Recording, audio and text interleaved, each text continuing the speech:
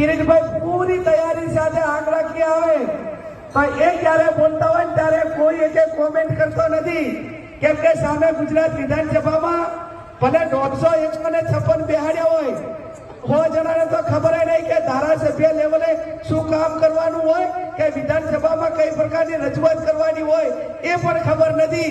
એવા ધારાસભ્યો આ વખતની 15મી વિધાનસભામાં બેઠા છે. ત્યારે આપ સૌને મારી બે હાથ જોડીને વિનંતી છે, આ બનાસકાંઠા લોકસભાની ચૂંટણી એ કોઈ સંસદ સભ્ય બની જવા પૂરતી નથી.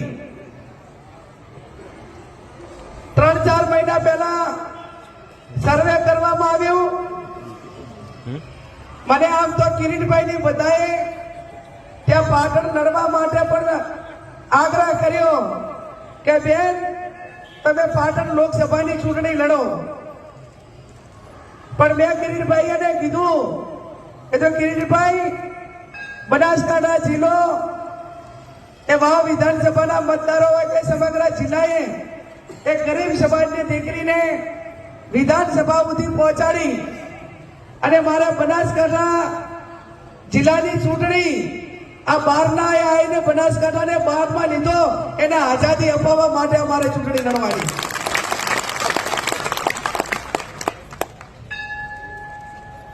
અને પછી એમણે પણ આ વાત ગ્રાહ્ય રાખી તો કે બેન તમારી વાત પણ સાચી છે,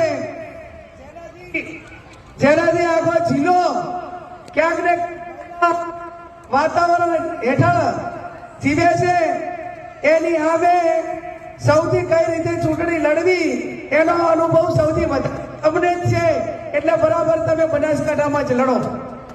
ત્યારે આપ સૌને હું વિનંતી કરવા માટે કરીને આવીશું અને વિનંતી એ કરવા માટે આવીશું કે ભલે હું ગરીબ સમાજમાંથી આવું છું, મારી આર્થિક સ્થિરતા ભલે ઓછી હોય પણ મારી ઈમાનદારીમાં આજ સુધી ક્યાંય ખોટ આવવા દીધી નથી.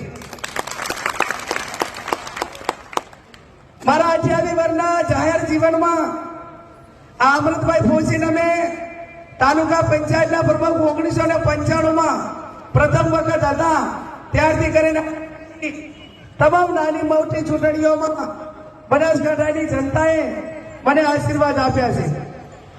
અને એટલા માટે કરીને આ લક્ષ્મીપુરામાં વિનંતી કરવા માટે આવીશું કે તમે એક ગરીબ સમાજની દીકરીને મદદ કરશો,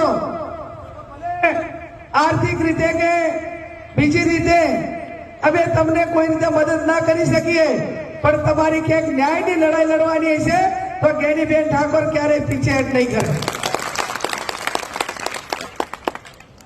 મારો સૌભાગ્ય અન્યાય સામે લડવા માટેનો રહ્યો છે.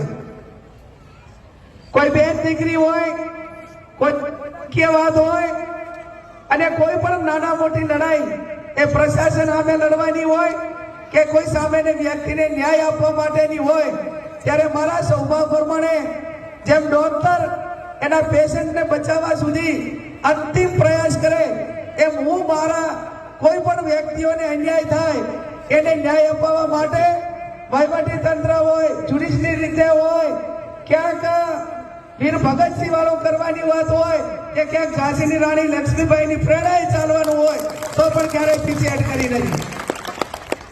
ત્યારે આપ સૌને મારી બે હાથ જોડીને વિનંતી કે આપ સૌ તમારી બેન તરીકે, દીકરી તરીકે 7મી તારીખે કોંગ્રેસના પંજાને વોટ આપીને વિજય બનાવજો. એટલા માટે વિનંતી કરું છું,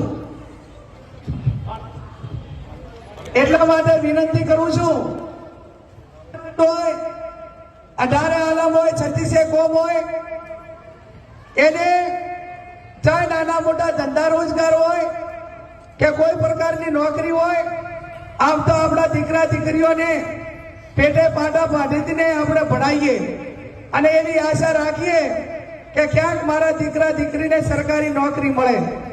પણ છેલ્લા વર્ષોમાં તમે જોયું છે કે કોઈ પણ દીકરો દીકરી પરીક્ષા આપવા જાય અને બીજા જિલ્લામાં પહોંચે, પરીક્ષાના કેન્દ્રએ પહોંચે ને સમાચાર આવે, શું સમાચાર આવે?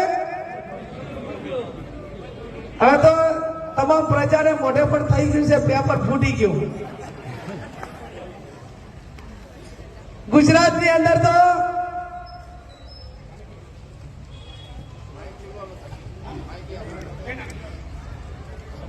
અંદર તો પેપર ફોડવાનો સિલસિલો ચાલે છે.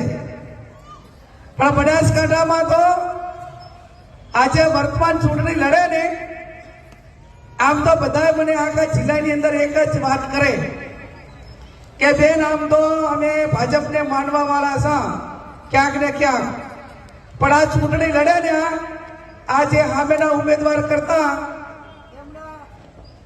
એમની આજુબાજુ ફરવા વાળા અને ખાસ કરીને એમને ટિકિટ અપાવવા વાળા અને એમના હસબન્ડનો સૌથી મોટો ત્રાસ આ પાલનપુરમાં આખા વહીવટી તંત્રમાં છે.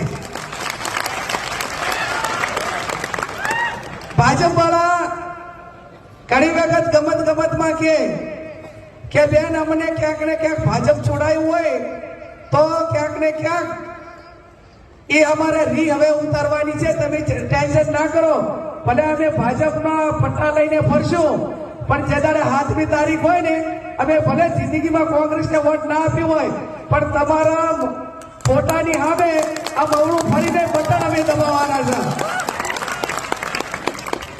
પહેલું ઘણું થઈ ગયું.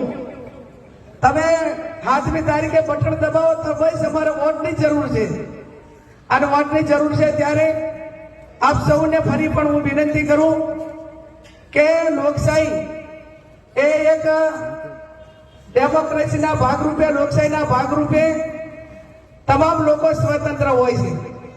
5 વર્ષે જ્યારે લોકશાહીનો પર્વ આવે ત્યારે મનગમતા ઉમેદવારને ચૂંટીને પ્રજાના પ્રતિનિધિ તરીકે આપણે ચૂંટતા હોઈએ છીએ.